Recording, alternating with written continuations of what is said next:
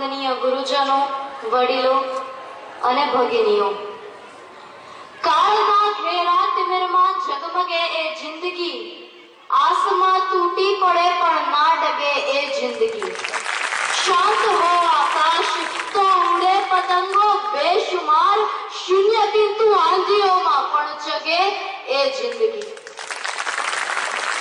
આજે આપણે આવી જ એક જિંદગીના સ્મરણો સિંચવા છે, જે આંધીઓમાં પણ એવી ખુમારીથી જીવી કે આજે પણ એની બુલંદીઓ વર્તાય છે, આજે પણ આકાશમાં ધ્રુવના તારલાની માફક એ અવિચળ છે.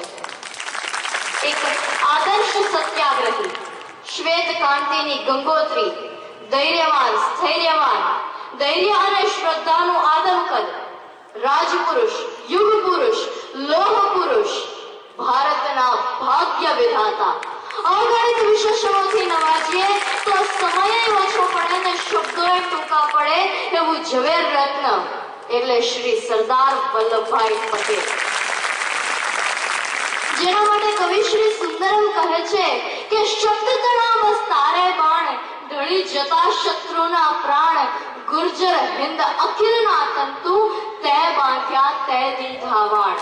ભારત મુક્તિ મહાજહાજનો તું બળવંતો મહાસમીર, જય જય ગૌરવ ગુર્જર વીર, જય જય ગૌરવ ગુર્જર વીર. ગુજરાતનો ખેડા જિલ્લો એટલે ખુમતી દરોનો જિલ્લો, અને આ ખેડા જિલ્લાના કરમસદ ગામે ઝવેરભાઈ પટેલ અને માતા લાડબાઈનું ચોથું પુત્ર રત્ન સંતાન એટલે શ્રી વલ્લભભાઈ પટેલ, જેમનું આ ધરતીને પાવન કરવા 31 ઓક્ટોબર 1875 ના દિવસે અવતરણ થયું. જન્મસ્થળ મોસાળ નડિયાદ, વતન કરમસદ. બાળવલ્લભ વિશે વિશેષ માહિતી પ્રાપ્ય નથી, છતાં પણ એમના બાળપણના ઘણા પ્રસંગોથી આપણે સુપેરે પરિચિત છીએ જ. વલ્લભભાઈ નાનપણથી જ ખોટું સહન કરી શકતા નહોતા. નેતરની સોટીથી મારનાર શિક્ષક સામે હડતાલ પડાવનાર વલ્લભભાઈમાં બાળપણથી જ સત્ય માટેનો આગ્રહ અને નિડરતાના ગુણો જોવા મળે છે. પિતાની ધાર્મિક મનોવૃત્તિ અને માતાની સાદગીએ બાળવલ્લભમાં જ ઈશ્વર અંગેની અનન્ય શ્રદ્ધાના બીજ રોપ્યા હતા, જે મહાત્મા ગાંધીજીના સંપર્કને કારણે દ્રઢીભૂત થયા.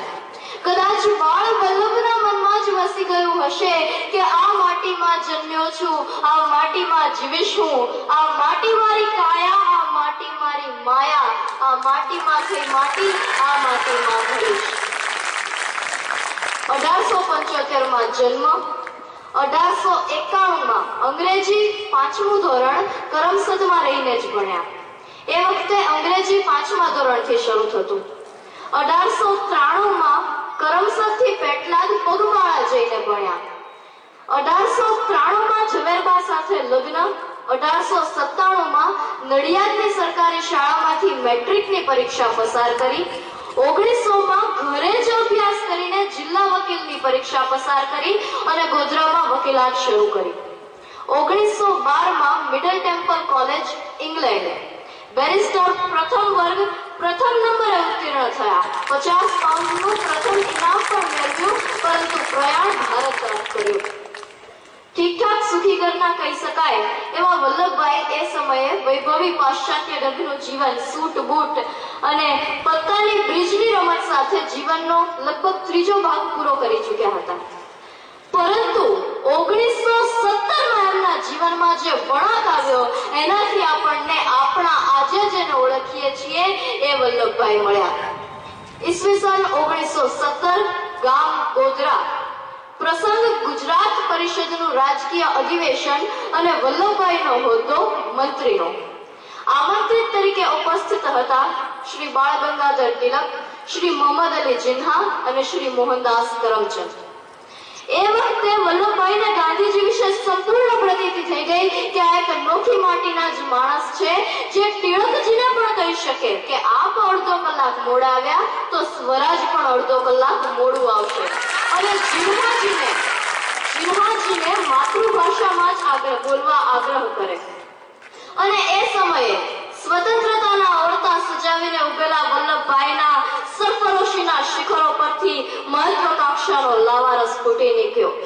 એમનું અંતર હવે એમને વધુ ને વધુ ઊંચાઈએ ખેંચી રહ્યું વલ્લભભાઈ એ સમયે સ્વાતંત્ર્ય સંગ્રામની ચળવળમાં જોડાઈ ગયા.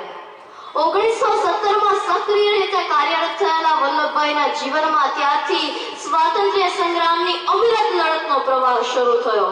રોલેટ એક્ટ સામે લડત, ગાંધીજીના પ્રતિબંધિત પુસ્તકો, સર્વોદય અને હિન્દ સ્વરાજનું જાહેર વેચાણ, સરકારી પરવાનગી વગર સત્યાગ્રહ પત્રિકાનું પ્રગટીકરણ અને વિતરણ, ગુજરાત વિદ્યાપીઠની સ્થાપનાનો નિર્ધાર અને એના માટે એ સમયે રંગૂનમાંથી ₹10 લાખના ભંડોળનું એકત્રીકરણ, નાગપુર ઝંડા સત્યાગ્રહ, અમદાવાદમાં મ્યુનિસિપાલિટીની ચૂંટણીમાં તમામ બેઠકો પરનો વિજય, બોરસદનો હૈડિયા વેરો સત્યાગ્રહ જેની જ્વલંત સફળતા બાદ બોરસદના સુબાનું બિરુદ મળ્યું. આવા તો કેટલાય કાર્યો, અગણિત સત્યાગ્રહો અને દરેકની જ્વલંત સફળતા.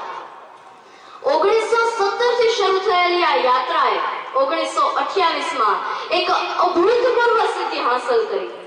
સમગ્ર વિશ્વની જનતા જે ઘટનાની રજથી વાકેફ છે એ બારડોલી સત્યાગ્રહ.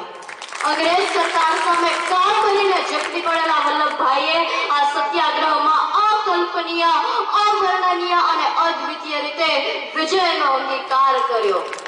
નાભિષેકો ન સંસ્કાર સિંહસ્ય ક્રિયતે મૃગૈઃ વિક્રમાર્જિત રાજસ્ય સ્વયમેવ મૃગેન્દ્રતા. વનમાં ક્યારેય સિંહનો રાજ્યાભિષેક કે રાજ્ય સંસ્કાર નથી હોતો.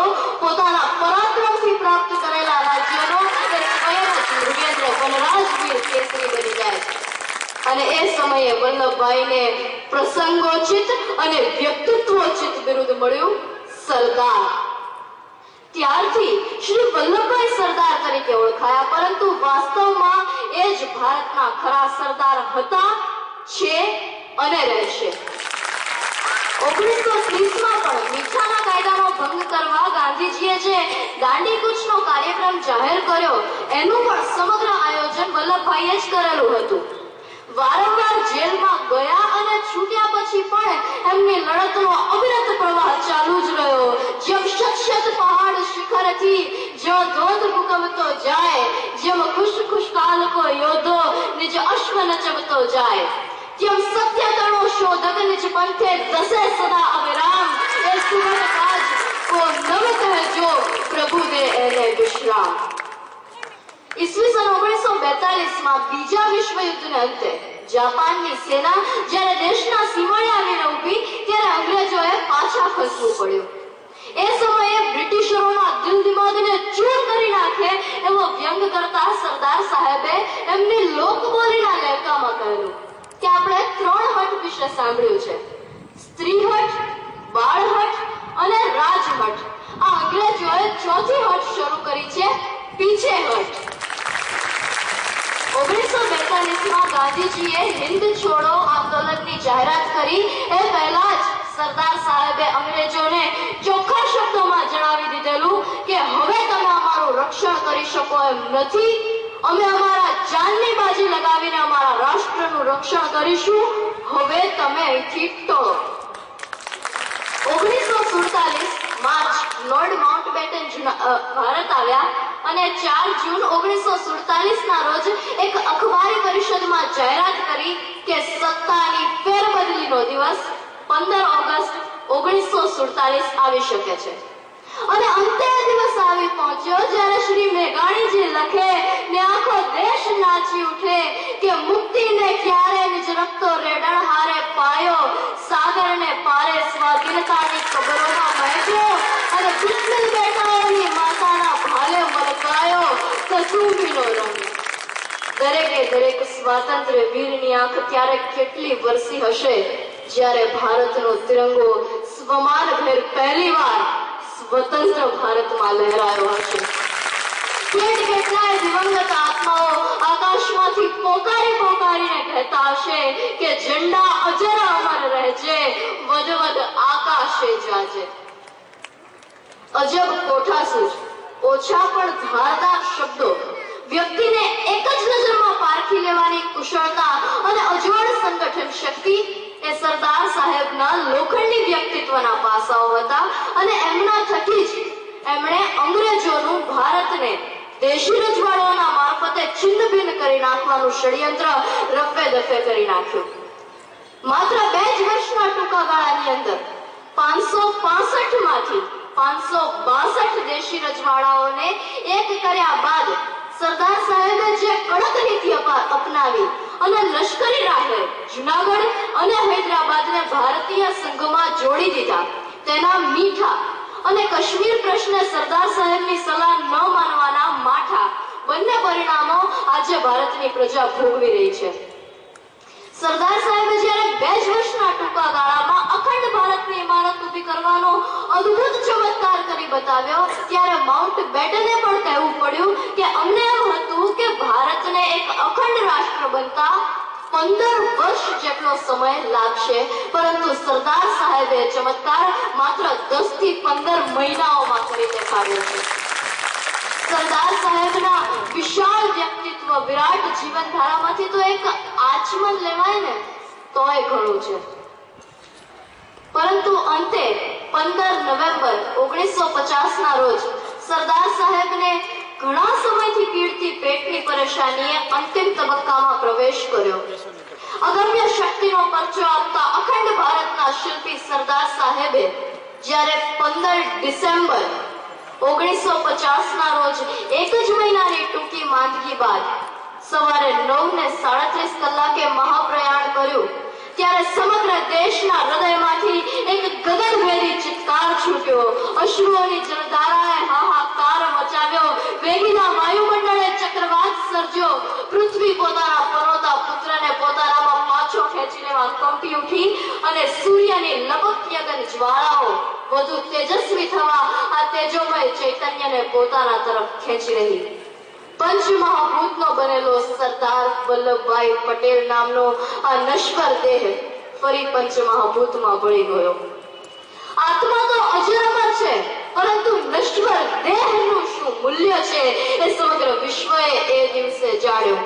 અને ત્યારે સૌ એકી અવાજે બોલી ઉઠેલા કે એની ભસ્માંકિત ભૂમિ પર ચણજો આરસ ખાંભી, એ પથ્થર પર કોતરશો નવ કોઈ કવિતા લાંબી, લખજો ખાક પડિયાહી સૌના લાડકવાયાની.